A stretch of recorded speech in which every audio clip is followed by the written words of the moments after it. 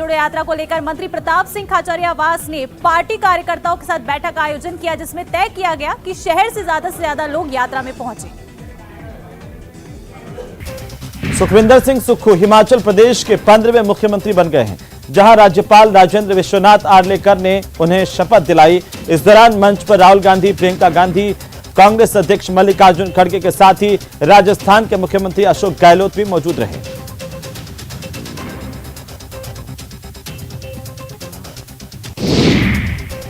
तो प्रधानमंत्री नरेंद्र मोदी महाराष्ट्र के दौरे पर रहे, जहां उन्होंने नागपुर से छत्तीसगढ़ के बिलासपुर के बीच चलने वाली देश की छठी वंदे भारत एक्सप्रेस को हरी झंडी दिखाई। प्रधानमंत्री मोदी ने नागपुर मेट्रो के दूसरे फेज का शिलान्यास भी किया है।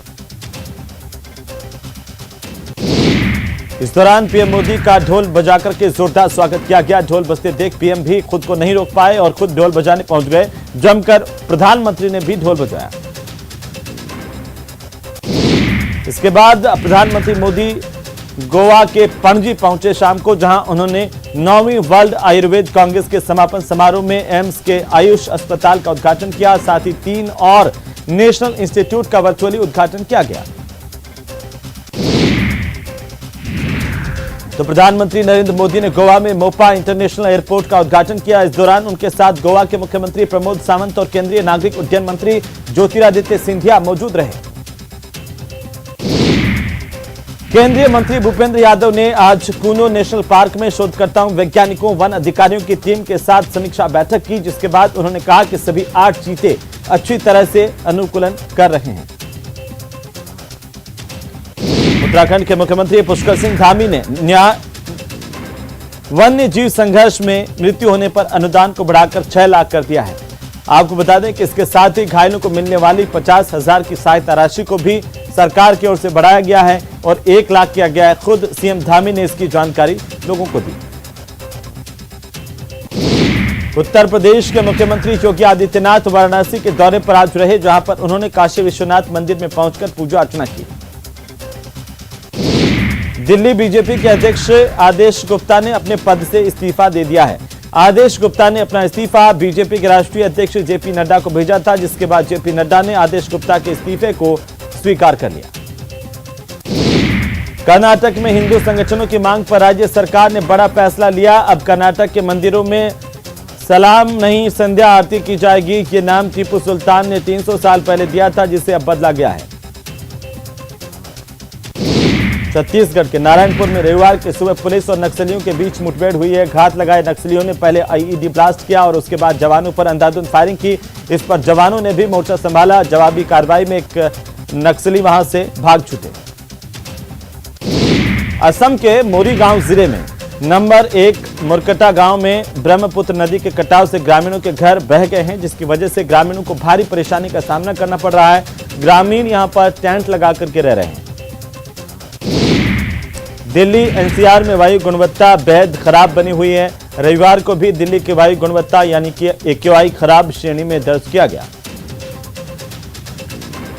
तमिलनाडु के मामल्लपुरम तट पर चक्रवाती तूफान मेंडूस के दस्तक देने के बाद आंध्र प्रदेश के दक्षिण तटीय और रायलसीमा जिलों के कई हिस्सों में भारी बारिश हुई है।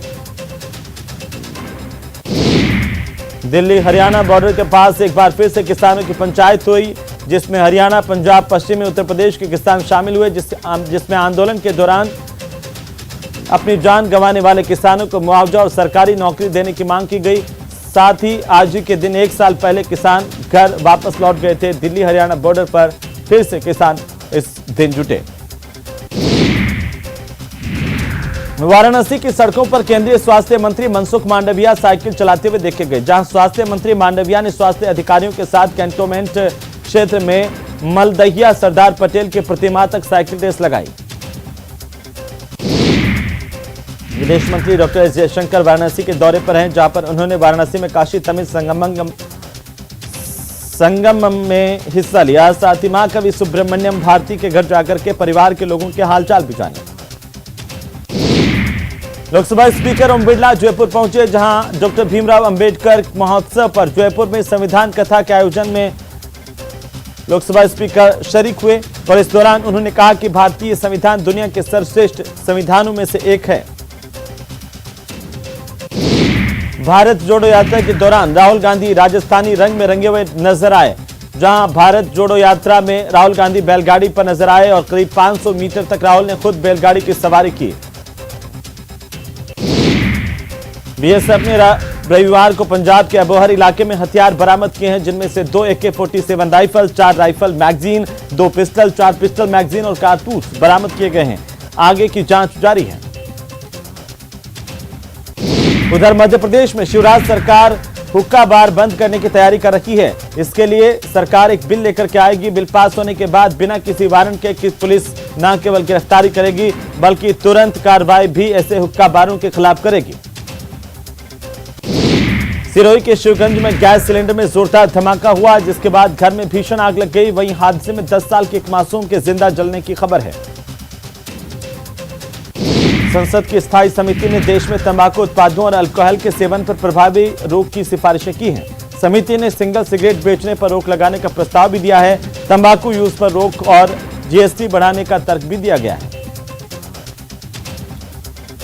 उत्तर प्रदेश के लखीमपुर खीरी में तिकोनिया कांड के गवाह के भाई पर जानलेवा हमला किया गया है, जहां पर मुंडन कार्यक्रम में तलवार से इस पर हमला हुआ, जिसके बाद पुलिस से इसने सुरक्षा की गुहार लगाई है।